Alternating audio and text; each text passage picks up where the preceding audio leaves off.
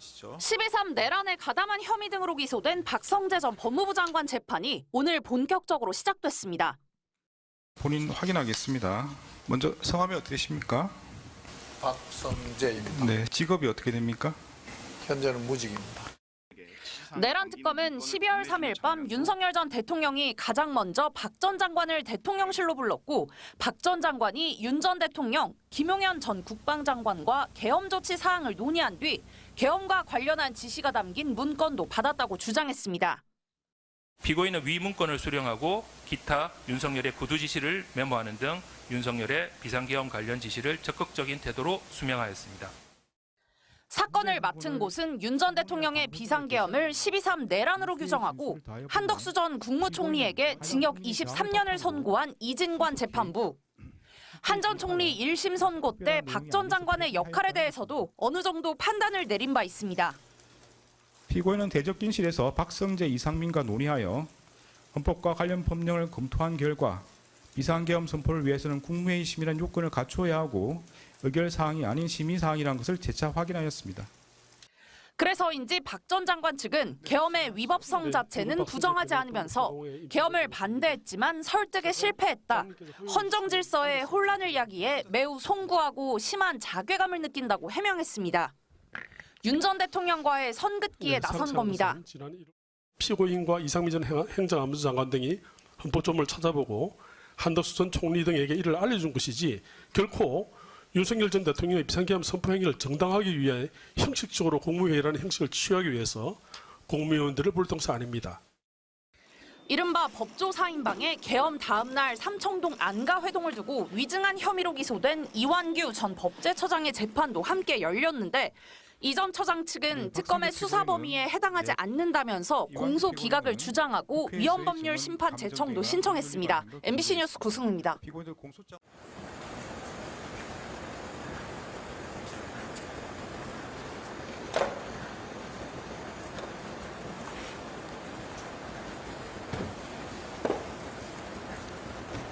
오늘 첫 재판 출석하셨는데 심경 어떠십니까?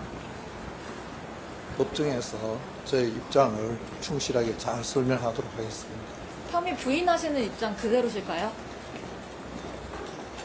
한덕수 재판 충분하게 잘 설명하도록 하겠습니다. 한덕수 재판부에서 23년 나온 거 어떻게 생각하십니까?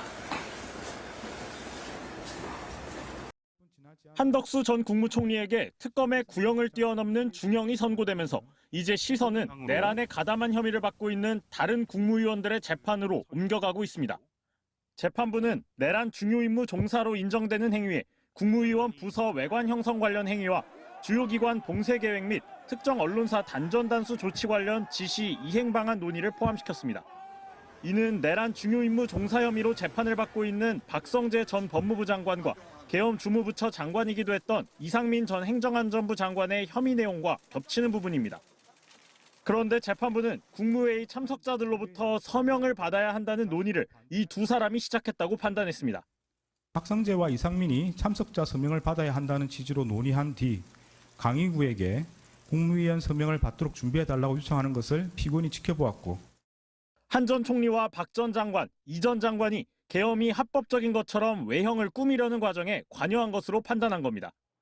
한 전 총리 사건 재판부가 오는 26일부터 박 전 장관 사건에 대한 심리도 본격적으로 시작하기 때문에 새로운 증거나 증언이 나오지 않는다면 이 판단이 달라질 가능성은 높지 않습니다. 재판부는 이 전 장관의 언론사 단전 단수 지시도 실제로 있었다고 인정하면서 이는 헌법에서 금지한 언론 검열에 해당한다고 지적했습니다. CCTV에 담긴 무언가를 끊는다는 의미를 담고 있는 손날을 세워 내려치는 모습, 소방청장과 수자원공사 관계자에게 전화를 한 기록, 헌법과 정부조직법 검색 흔적 등을 근거로 삼았습니다. 이상민과 특정 언론사 단전 단수 조치 지시에 관하여 긴밀히 협의함으로써 이상민으로 하여금 그러한 지시를 수용하고 이를 이행하도록 하였습니다. 다만 이 전 장관의 재판은 다른 재판부에서 진행되고 있습니다. 내란 특검은 이 전 장관에 대해 한 전 총리와 같은 징역 15년을 구형했는데 이 전 장관 측은 최후 진술에서도 단전 단수 지시를 한 적이 없다고 부인했습니다. MBC 뉴스 송정훈입니다. 내란 가담, 김건희 수사 무마 의혹으로 기소된 박성재 전 법무부 장관 사건을 한덕수 전 국무총리의 내란 방조 등 혐의 사건을 맡은 재판부가 심리합니다. 법조계에 따르면 서울중앙지법은 박 전 장관의 내란 중요 임무 종사 및 직권남용, 부정청탁금지법 위반 혐의 사건을 이진관 부장판사가 재판장으로 있는 형사합의 33부에 배당했습니다. 해당 재판부는 한 전 총리의 내란 우두머리 방조 및 내란 중요 임무 종사 혐의를 심리 중으로 다음 달 21일 선고를 앞두고 있습니다. 또 김건희 국정농단 특검이 기소한 건진법사 전성배 씨 사건의 재판도 맡고 있습니다.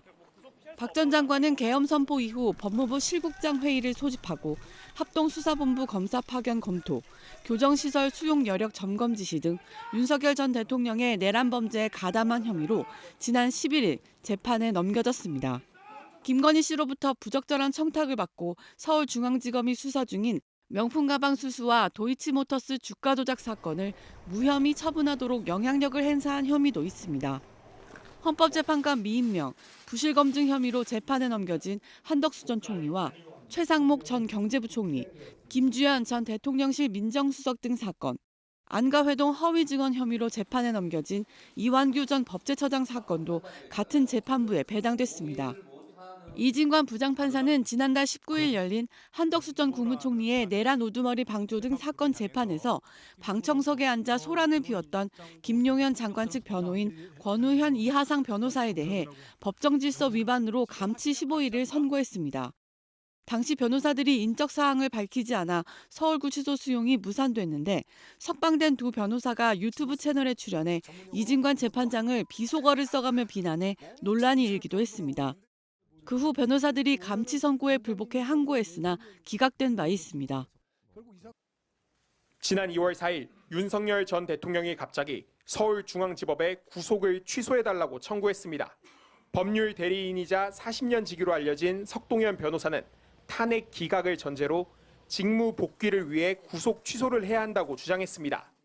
구속 전 기자 신문 시간만 공개를 하는 것이 법리상 맞다고 판단을 하고 있습니다.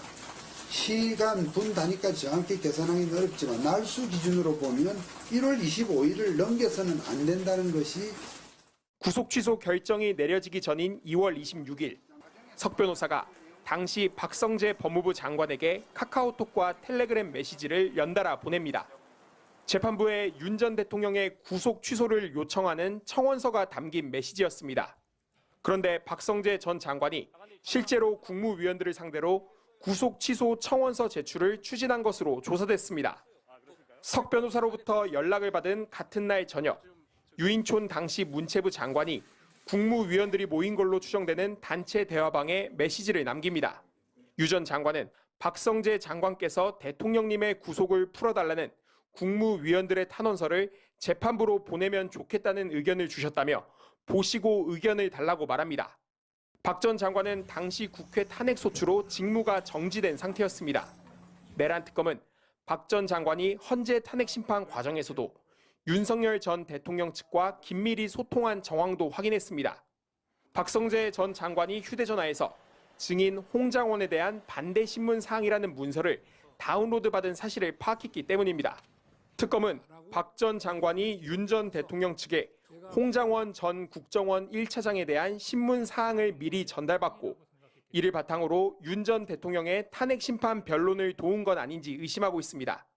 내란 특검은 박성재 전 장관에 대한 두 번째 구속심사 당시 이런 정황들을 제기했지만 법원은 구속영장을 기각했습니다.